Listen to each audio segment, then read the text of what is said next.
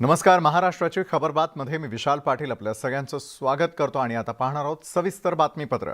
हिम्मत असेल तर पुन्हा विधानसभेच्या निवडणुका घ्या अशा शब्दात उद्धव ठाकरेंनी एकनाथ शिंदेंना आव्हान दिलंय. निवडणुका घ्या, जो चुकला असेल त्याला जनता घरी बसवेल, जनता देईल तो निर्णय मान्य असेल असं उद्धव ठाकरेंनी म्हटलंय. रस्त्यावरची शिवसेना आणि शिंदेंची शिवसेना वेगळी असल्याचं उद्धव ठाकरेंनी म्हटलंय. ज्यांनी आदित्य ठाकरेंना आयुष्यातून उठवण्याचा प्रयत्न केला, ज्यांनी ठाकरे घराण्यावर टीका केली, त्यांच्या विरोधात बंडखोर आमदार का बोलले नाहीत असा सवालही त्यांनी उपस्थित केला.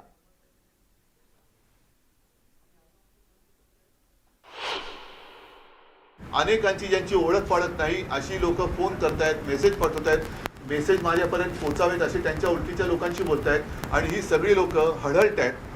त्यांना जे काही घडलं हे मान्य नाही आहे आणि म्हणून मी पुन्हा एकदा सांगतो की हे असे खेळ करत बसण्यापेक्षा परत एकदा विधानसभेची निवडणूक घ्या.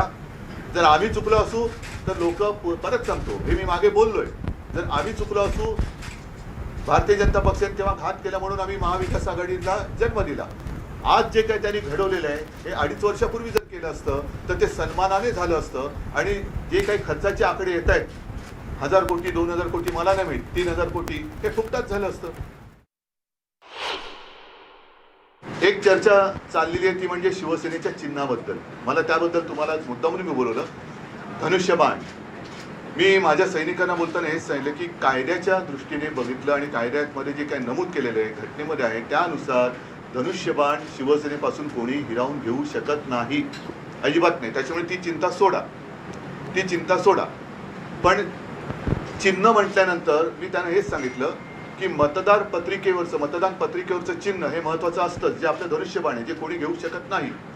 पण नुसतं धनुष्यबाणावरतीच लोक नाही विचार करत, तर धनुष्यबाण हाती घेतलेल्या माणसाची सुद्धा चिन्ह बघतात. येत्या 12 तारखेला जो काही निकाल लागेल किंवा जी काही सुनावणी सुरू होईल, ही सुनावणी हा निकाल केवळ शिवसेनेच्या भवितव्याचा नसणार आहे. शिवसेनेचं काय होईल ते शिवसैनिक मजबूत आहेत, शिवसेनेचं काही वाकडं होऊ न देण्याची ताकद ही आज सुद्धा त्यांच्या मनगटामध्ये आहे. मात्र उद्याची जी काही केस आहे ती देशामध्ये लोकशाहीचं अस्तित्व, लोकशाहीचं भविष्य किती काळ टिकणार आहे, आपली लोकशाही किती मजबूत राहणार आहे, डॉक्टर बाबासाहेब आंबेडकरांनी तयार केलेली आपली राज्यघटना जी आहे त्या घटनेनुसार या देशातला कारभार यापुढे होणार आहे की नाही हे ठरवणारा आणि देशाच्याच एकूण पुढच्या वाटचालीला दिशा दाखवणारा असा हा निकाल असणार आहे.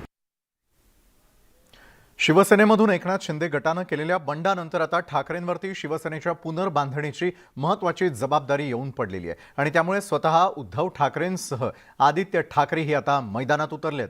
मुंबईसोबतच राज्याचा दौरा करण्यासाठी आता आदित्य ठाकरे सज्ज झालेत. पाहूयात या संदर्भातला न्यूज 18 लोकमतचा हा स्पेशल रिपोर्ट.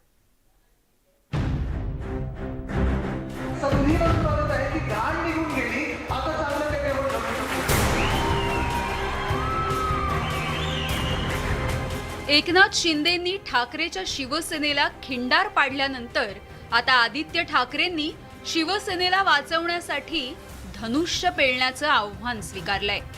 ठाकरे विरुद्ध शिंदे अशी शिवसेनेत भिंत उभी राहिल्यानंतर आपल्या मावळ्यांची मोट बांधण्यासाठी आदित्य ठाकरे मैदानात उतरलेत.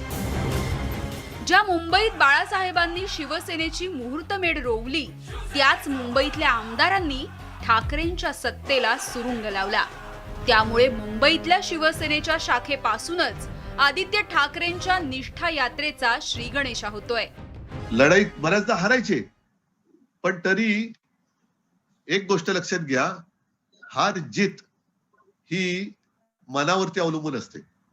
मन जर खचलेलं असतं तरी जिंकलेली निवडणूक तुम्हाला विजय नाही देऊ शकत, पण मन जर का खंबीर असेल तर हारलेली निवडणूक सुद्धा उद्याची निवडणूक जिंकायची जिद्द देऊ शकते. म्हणून वामनरावांचं जे वाक्य होतं, बुडते ती निष्ठा आणि तरंगते ती विष्ठा, तर ही सगळी विष्ठा आहे, ही तरंगते त्यांच्या बरोबर. ही विष्ठा तरंगत तरंगत जाऊ द्या, पण जे निष्ठावान असतील ते माझ्या सोबत राहतील. सर्वसामान्यांना मातोश्रीचे दरवाजे बंद होते असे आरोप करत बंडखोर आमदारांनी ठाकरेंवर निशाणा साधला होता. मात्र गेल्या काही दिवसात स्वतः उद्धव ठाकरेंनी शिवसेना पदाधिकाऱ्यांच्या बैठका घ्यायचा सपाटा लावलाय. एकीकडे सेना भवनामधून बैठकांचं सत्र सुरू असताना उद्धव ठाकरेंनी भुसभुशीत झालेल्या गडाची तटबंदी पुन्हा मजबूत करायला सुरुवात केली आहे. तर दुसरीकडे आदित्य ठाकरेंनी बंडखोर आमदारांच्या किल्ल्यात जाऊन सेनेचा झेंडा पुन्हा उंच करायचा निर्धार केलाय. पक्ष वाचवण्यासाठी ठाकरेंची दमछाक होत असल्यामुळे विरोधकांना मात्र आयतं कोलीत सापडलंय.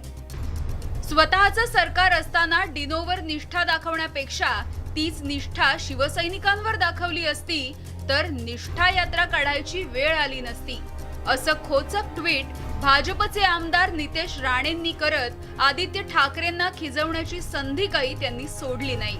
तर पक्षातील गळती थांबावी म्हणून छोटे नवाब आता निष्ठा यात्रा काढणार आहेत म्हणे. खरं तर चमत्कार बाबा संजय राऊत यांना कायमचं राष्ट्रवादी काँग्रेसमध्ये पाठवलं तर त्यांच्या नवाब सेनेवरचं विघ्न टळेल. मात्र यांचं आपलं झालंय असं की जखम एकीकडे आणि मलम भलतीकडे, असं म्हणत मनसेचे प्रवक्ते गजानन काळे यांनी सुद्धा आदित्य ठाकरेंच्या निष्ठा यात्रेची खिल्ली उडवली आहे. एकीकडे स्वकीयांच्या बंडखोरीचा सामना, दुसरीकडे विरोधकांकडून होणाऱ्या टीकेचा मारा आणि तिसरीकडे पक्ष वाचवण्यासाठी सुरू असलेला आटापिटा, या सगळ्यामध्ये ठाकरेंची चांगलीच कसरत होतीये असंच दिसतंय. त्यामुळे निष्ठा यात्रेच्या माध्यमातून आता शिवसेनेला नवसंजीवनी मिळणार आहे का हे बघावं लागेल. यामिनी दळवीसह bureau report, news 18 Lokmat, Mumbai. Kirit सोमय्यांवरून शिंदे प्रणित शिवसेनेमध्ये मतभेद असल्याचं समोर आलंय. किरीट सोमय्यांनी ज्या प्रताप सरनाईकांविरोधात रान उठवलं त्या प्रताप सरनाईकांनी सोमय्यांशी समेटाची भाषा सुरू केली आहे. मात्र बुलढाण्याचे शिवसेना आमदार संजय गायकवाड यांनी मात्र किरीट सोमय्यांना कडक शब्दात इशारा दिलाय. किरीट सोमय्यांनी मातोश्री आणि उद्धव ठाकरेंबाबत काहीही बोललेलं खपवून घेतलं जाणार नाही असं संजय गायकवाडांनी सुनावलंय. सरनाईक सोमय्यांबाबत सौम्य झालेले असताना गायकवाड मात्र किरीट यांच्याबाबत आक्रमक आहेत आणि त्यामुळे शिंदे गटातही धोरणात्मक एकजूट नाही का असा प्रश्न निर्माण झालाय. नाही की आता किरीट सोमय्यांनी असं समजायला नको की हे लोक शिवसेनेपासून जो काही दुसरा म्हणजे गट स्थापन आम्ही केला किंवा आम्ही शिवसेनाच आहोत, याचा अर्थ आमची बाळासाहेब ठाकरे किंवा उद्धव ठाकरे किंवा आदित्य ठाकरे यांच्याबद्दलची आमची काही निष्ठा संपली किंवा आम्ही त्यांना शिव्याशाप देऊन बाहेर पडलो असा अर्थ मुळीच त्यांनी लावू नये. आणि यापुढे भाजप सेना म्हणून आम्ही सरकारमध्ये काम करताना त्यांनी अशा प्रकारे ज्या पक्षामध्ये आम्ही घडलो त्या पक्षाच्या प्रमुखावर त्यांनी नाव ठेवणे असं विनम्र आव्हान त्यांना यापुढे आहे. नाहीतर आम्हाला काही सत्तेची पर्वा नाही, आम्ही असं काही खपून घेणार नाही.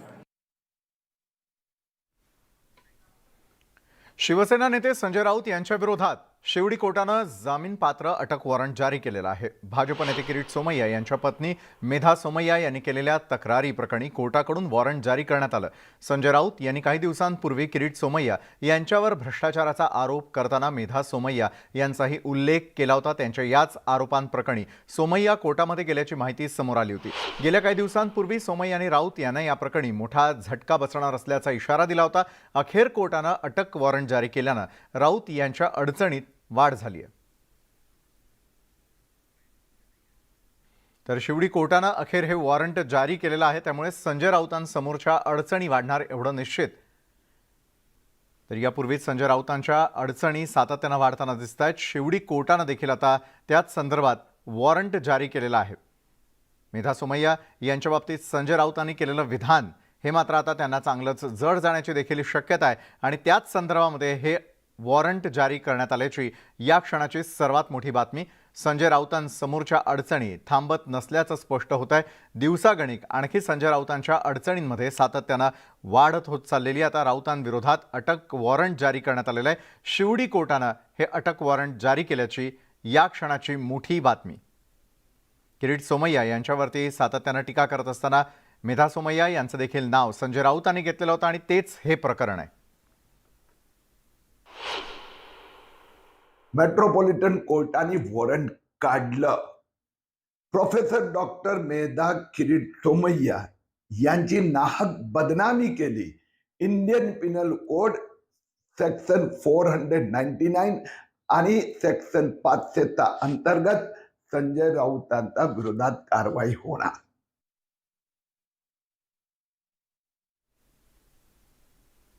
तर राऊतांविरोधात अटक वॉरंटचे ते अखेर जारी करण्यात आलेलं आहे.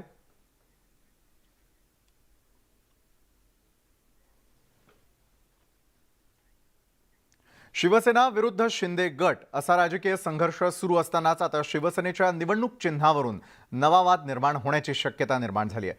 आपलीच खरी शिवसेना असल्याचा दावा शिंदे गटाकडून केला जात असल्यामुळे या वादाला तोंड फुटलंय. मात्र धनुष्यबाण हे निवडणूक चिन्ह शिवसेनेकडेच राहणार असल्याचं उद्धव ठाकरेंनी स्पष्ट केलंय. शिवसेनेच्या हातून धनुष्यबाण जाणार.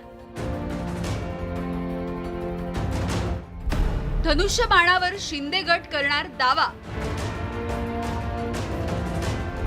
शिवसेनेचं निवडणूक चिन्ह गोठवणार. एकनाथ शिंदेंच्या बंडामुळे आधीच घायाळ झालेल्या शिवसेनेला आता नव्या चिंतेनं ग्रासलाय आणि ती म्हणजे धनुष्यबाण हे पक्षाचं निवडणूक चिन्ह शिवसेनेकडे राहणार की जाणार. कारण बंडखोर शिंदे गटाकडून आपलीच शिवसेना खरी असा दावा सुरू आहे. त्यामुळे शिवसेनेवरील वर्चस्वावरून उद्धव ठाकरे विरुद्ध एकनाथ शिंदे गट असा नवा राजकीय संघर्ष सुरू झालाय. उद्धव ठाकरेंनी कार्यकर्त्यांना संबोधित करताना चिन्हाविषयी केलेल्या विधानामुळे या चर्चेला उधाण आलं होतं. कायद्याने जो लढा द्यायचाय तो देऊच, पण दुर्दैवाने कायद्याच्या लढाईत अपयश आलं तर गाफील राहू नका.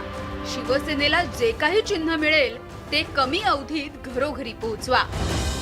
अशा शब्दात उद्धव ठाकरेंनी भविष्यातील राजकीय संघर्षाचे संकेत दिले होते. मात्र त्यानंतर सुरू झालेल्या चर्चेला पूर्णविराम देण्यासाठी उद्धव ठाकरेंनी पत्रकार परिषद घेत खुलासा केलाय. एक चर्चा चाललेली आहे ती म्हणजे शिवसेनेच्या चिन्हाबद्दल. मला त्याबद्दल तुम्हाला मुद्दामून मी बोलवलं. धनुष्यबाण, मी माझ्या सैनिकांना बोलताना हेच सांगितलं की कायद्याच्या दृष्टीने बघितलं आणि कायद्यामध्ये जे काही नमूद केलेलं आहे, घटनेमध्ये आहे, त्यानुसार धनुष्यबाण शिवसेनेपासून कोणी हिरावून घेऊ शकत नाही, अजिबात नाही. त्याच्यामुळे ती चिंता सोडा. पण चिन्ह म्हटल्यानंतर मी त्यांना हेच सांगितलं की मतदान पत्रिकेवरचं चिन्ह हे महत्वाचं असतं, जे आपलं धनुष्यबाण आहे, जे कोणी घेऊ शकत नाही. पण नुसतं धनुष्यबाणावरतीच लोक नाही विचार करत, तर धनुष्यबाण हाती घेतलेल्या माणसाची सुद्धा चिन्ह बघतात. राज्यात सत्तांतरानंतर विधानसभा अध्यक्ष राहुल नार्वेकर यांनी एकनाथ शिंदे यांच्या गटाला मान्यता दिली आहे. त्यामुळे शिवसेना अधिक सतर्क झाली. अशातच शिंदे गटानं धनुष्यबाणावर दावा करायला सुरुवात केली आहे. जिकडं बहुमत असतं लोकप्रतिनिधींचं, त्या बाजूचं चिन्ह असताना आम्ही वेळोवेळी सांगतोय आम्ही शिवसेना सोडलेली नाही, आम्ही शिवसेनेतच आहोत. त्यामुळं आम्हाला विश्वास आहे की हे चिन्ह शिवसेनेचं बहुमतातल्या संख्येला मिळणार आहे. त्यामुळं कदाचित माननीय आदरणीय उद्धवजी ठाकरे साहेबांची ही आता खात्री पटली असेल किंवा त्यांचं मत तयार झालं असेल. शिवसेनेच्या निवडणूक चिन्हावरून सुरू झालेल्या वादावर आता सत्ताधारी भाजपनं सुद्धा शिवसेनेला डिवचलंय. धनुष्यबाण चिन्हावरून भविष्यात शिवसेना आणि शिंदे गटात कायदेशीर लढाई होण्याची शक्यता नाकारता येत नाही. मात्र ही लढाई काही एका दिवसाची नाही. दोन्ही गटाला निवडणूक आयोगासमोर आपली बाजू मांडावी लागणार आहे. त्यामध्ये पक्षाची घटना काय सांगते, संघटनेतील पदाधिकाऱ्यांचा पाठिंबा कुणाला आहे, विधिमंडळ आणि संसदीय पक्षात फूट पडली आहे का, अशा सगळ्या बाबी तपासल्यानंतरच निवडणूक आयोग योग्य निर्णय देईल. असं कमिशनला वाटलं की हे चिन्ह कुणाला देऊ नये, तर कमिशन मग ते चिन्ह फ्रीज करतं, गोठवतं आणि दोन्ही गटाला वेगवेगळे चिन्ह मिळतील. अशा प्रकारे ही कायदेशीर प्रक्रिया आहे. देशातील राजकीय पक्षफुटीचा इतिहास बघता प्रसंगी निवडणूक आयोगानं चिन्ह गोठवल्याचं बघायला मिळतं. त्यामुळे आता शिवसेनेतील हा राजकीय संघर्ष नेमकं कोणतं वळण घेणार हे येत्या काळात स्पष्ट होईल. Bureau report, news 18 Lokmat. मुख्यमंत्री एकनाथ शिंदे यांनी पदभार स्वीकारताच सर्वसामान्य जनतेसाठी महत्त्वाचे निर्णय घेण्याचा सपाटाच लावलाय. मुख्यमंत्र्यांनी आता त्यांच्या ताफ्याला असलेला विशेष प्रोटोकॉल नाकारलाय. मुख्यमंत्र्यांच्या वाहनांचा ताफा प्रवास करत असताना सुरक्षेच्या कारणास्तव प्रवास मार्गिकेवरील वाहतूक रोखून ठेवण्यात येत असते. मात्र त्यामुळे वाहतुकीचा नाहक खोळंबा होऊन वाहन चालकांना मनस्ताप होतो. या पार्श्वभूमीवर आता मुख्यमंत्र्यांच्या ताफ्याला स्पेशल प्रोटोकॉल नको असे निर्देश मुख्यमंत्री एकनाथ शिंदे यांनी प्रशासनाला दिलेले आहेत.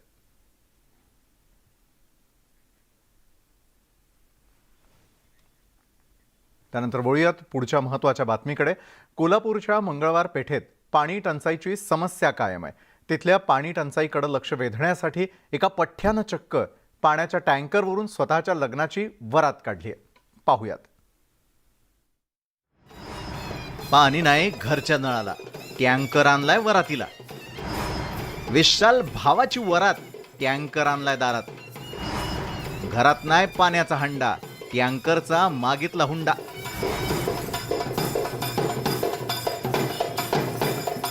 भावांनो, आज पतर तुम्ही लय वराती बघितल्या असतील. लय वरातीत नागिन डान्स पण केला असेल.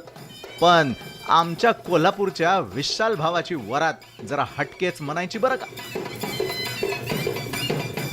मंगळवारी पाण्याचा लय खडखडा. मग काय, भावानं सासऱ्याकडं थेट हुंड्यात टँकरच मागितला आणि टँकर घेऊन वरात काढली. नगरपालिकेचा फार काय म्हणू आपण याला, फार खराब आत्ता पाण्यासाठी नियोजन चालू आहे त्यांचं. या बाबतीत मी आत्ताच लग्न करून आलो आणि सासऱ्यांना विनंती केली की तुमच्या मुलींना पाण्याच्यामुळे त्रास नको म्हणून हुंड्यात मला पाण्याचा टँकरच पाहिजे. मग त्या पद्धतीनं मी टँकर घेऊन आता माझ्या बायकोला घरी घेऊन जातो. विशाल भाऊनं तर निर्धारच केलाय, पाणी नाही तोपर्यंत हनीमून नाही. नवरीनं पण 7 फेरं घेतल्यावर लगेचच नवऱ्याच्या आंदोलनात पाठीशी उभं राहायचा निर्णय घेतला. हुंड्याच्या विरोधात असतानाही नवरीनं त्यांच्या पप्पाकडून टँकर आणला. मी त्यांच्या आंदोलनाला पाठिंबा देते, त्यांचं म्हणणं बरोबर आहे. त्यासाठी मी पण पप्पांना विनंती करून पाण्याचा टँकर घेऊन आलेले आहे. त्यामुळे महानगरपालिकेने मंगळपेठेतील पाणी प्रॉब्लेमचा काहीतरी निपटारा करावा. पाणी आबाळातून कोसळतया, पण नळातून पाणी यायचं नावच नाही. महापालिकेचा लौकिक पाहता विशाल भावाला हनीमूनला कधी जाता येईल हे काय सांगता येत नाही गड्या. कोल्हापूरवरनं न्यूज 18 लोकमत साठी ज्ञानेश्वर साळोखेचा रिपोर्ट आहे बरं का. किल्ले रायगडाच्या पायथ्याशी असलेल्या हिरकणीवाडीमध्ये आनंदाचं वातावरण पसरलेलं आहे. धोकादायक ठरलेल्या हिरकणीवाडीच्या मदतीसाठी राज्य सरकारनं 21 कोटी रुपयांची मदत जाहीर केली आहे.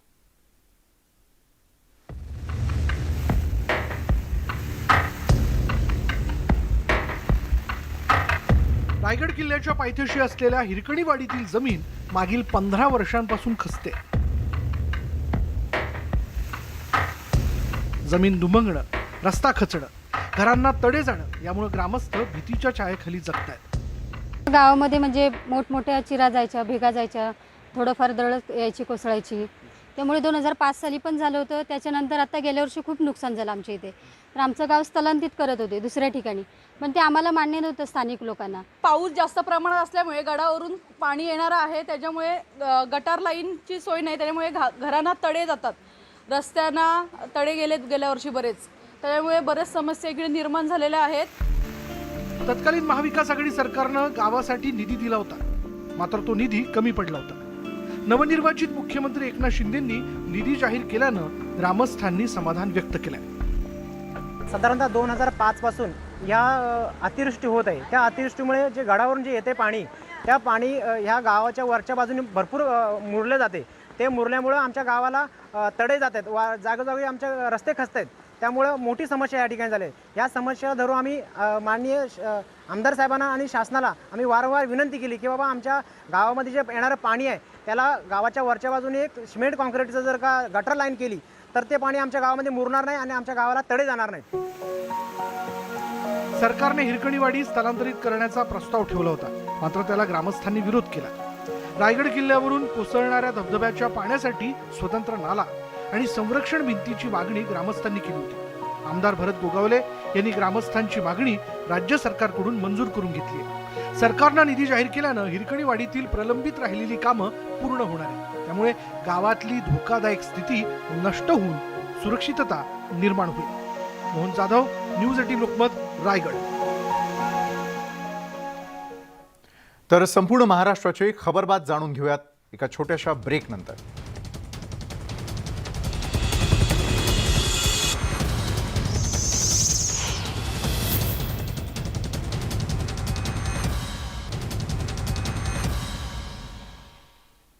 ब्रेक नंतर आपल्या सगळ्यांचं पुन्हा एकदा स्वागत. आणि या क्षणाची सर्वात मोठी ब्रेकिंग न्यूज. राज्यातील 92 नगर परिषदांची निवडणूक जाहीर करण्यात आलेली आहे.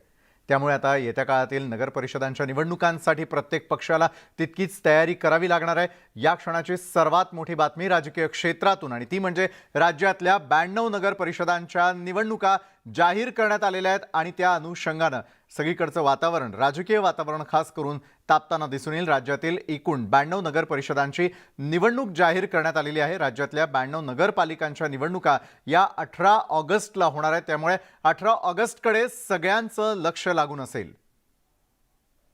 सर्वच पक्षांना आता त्या अनुषंगानं संपूर्णपणे तयारीला लागावं लागणार आहे. निवडणुका 18 ऑगस्टला होणार असल्या तरी देखील 19 ऑगस्टला त्याची मतमोजणी देखील केली जाईल. त्यामुळे निकालही तातडीनं 19 ऑगस्टलाच लागणार आहे. त्यामुळे प्रत्येक पक्ष नगरपरिषद निवडणुकांसाठी आता सज्ज व्हायला तयार होणार आहे. कारण राज्यातल्या एकूण 92 नगरपालिकांच्या निवडणुकांसाठीची तयारी करावी लागेल. 18 ऑगस्टला याचं मतदान होईल आणि त्यानंतर 19 ऑगस्टला निकाल देखील जाहीर होणार आहे. आणि त्याच अनुषंगानं प्रत्येक पक्षाला, प्रत्येक व्यक्तीला आपापली तयारी करावी लागेल. नगर परिषद असेल, नगरपंचायत असेल, त्या निवडणुका आता जाहीर झालेल्या आहेत. राज्यातल्या एकूण 92 नगर परिषदांच्या निवडणुकांना आता सामोरं जाण्याची तयारी या सर्व पक्षांना करावी लागेल. 18 ऑगस्टला मतदान आणि लगेचच 19 तारखेला म्हणजेच 19 ऑगस्टला निकाल देखील जाहीर होणार आहे. एकंदरीत एका बाजूला आपण पाहतोय की राज्यातली राजकीय परिस्थिती जी आहे ती वेगळ्या स्वरूपाची. एका बाजूला शिंदे गट हा बाजूला पडल्यानंतर शिवसेनेतील अनेक नगरसेवक हे आता शिंदे गटामध्ये सामील होताना दिसत आहेत. तर दुसरीकडे मात्र राज्यातल्या आता नगरपालिकांच्या निवडणुकांकडे देखील सगळ्यांचं लक्ष असून असेल. जितेंद्र जाधव आमचे प्रतिनिधी या संदर्भात आपल्याला अधिक माहिती देतात. जितेंद्र, या क्षणाची सर्वात मोठी बातमी ती म्हणजे राज्यातल्या एकूणच 92 नगरपालिकांच्या निवडणुका, नगर परिषद निवडणुकांचे जे आहे ते आता तारखा जाहीर झालेल्या आहेत. काय या संदर्भात अधिक माहिती आहे? विशाल, राज्य निवडणूक आयोगाचे सचिव किरण कुरुंदकर यांनी हा आदेश काढलेला आहे. आणि 20 जुलैपासून हा निवडणुकीचा कार्यक्रम जाहीर करण्यात आलेला आहे. आपण बघतोय साधारणतः 1 महिन्याच्या साधारणतः अंतरावर ह्या सर्व निवडणुका आलेल्या आहेत. आणि सर्वच पक्षांना त्या ठिकाणी आता हालचाली कराव्या लागणार आहेत. आपण बघतोय राज्यात होत असलेली उलटापालट आणि त्यातच आता नगरपालिका आणि नगरपंचायतीच्या निवडणुका होऊ पाहत आहेत. त्यामुळे सर्वच पक्षांच्या पदाधिकाऱ्यांची यामध्ये धावपळ होणार आहे. कुठल्या चिन्हावर निवडणूक लढवायचा हा देखील प्रश्न आहे. आणि प्रत्येक जण आता आपापल्या परीने निवडणुकीला सामोरं जाणार आहे. निश्चितच आहे. मात्र ओबीसी आरक्षणाशिवाय या निवडणुका पार पडतील याबद्दल आपण काय म्हणणार आहात? एकंदरीत आपण बघतोय की ओबीसी आरक्षणाचा तिढा देखील अजून सुटलेला नाही. परंतु आता या संदर्भात जे राज्य निवडणुकाचे आयोग आहेत कुरुंदकर यांनी तर हा निवडणूक जाहीर केलेली आहे. आणि आता कशा पद्धतीने ही निवडणूक रचना असणार आहे हे देखील आपल्याला पाहावं लागणार आहे. कारण का ओबीसी आरक्षणाशिवाय ह्या निवडणुका होणार आहेत. आणि आता वार्ड रचना देखील करण्यात आलेली आहे. कुठले उमेदवारांनी त्या ठिकाणी निवडून यायचे आता. आणि शिवाय म्हणजे विशाल, ही आपण पहिले नामनिर्देशन पत्र दाखल करायचो, पण ही ऑनलाईन सिस्टीम सगळी भरायची आहे आणि त्याच्यानंतर छाननी होणार आहे. त्यामुळे ही जी सिस्टीम आहे ती आता निश्चितच. धन्यवाद आपण दिलेल्या सविस्तर माहितीसाठी. या निवडणुकांना सामोरं जाण्यासाठी प्रत्येकाची आता दमछाक तर होताना दिसेल आणि ऑनलाईन पद्धतीनं या निवडणुकांना त्यांना सामोरं जावं लागणार आहे. तर या होत्या संपूर्ण दिवसभरात घडलेल्या आतापर्यंतच्या अतिशय महत्त्वाच्या बातम्या. इतरही महत्त्वाच्या बातम्यांसह आपल्या सर्व बातमीपत्रांच्या माध्यमातून भेटूयात. तुर्तास वेळ झाली तुम्हा सगळ्यांचा निरोप घेण्याची. ताज्या घडामोडींसाठी पाहायला विसरू नका न्यूज 18 लोकमत.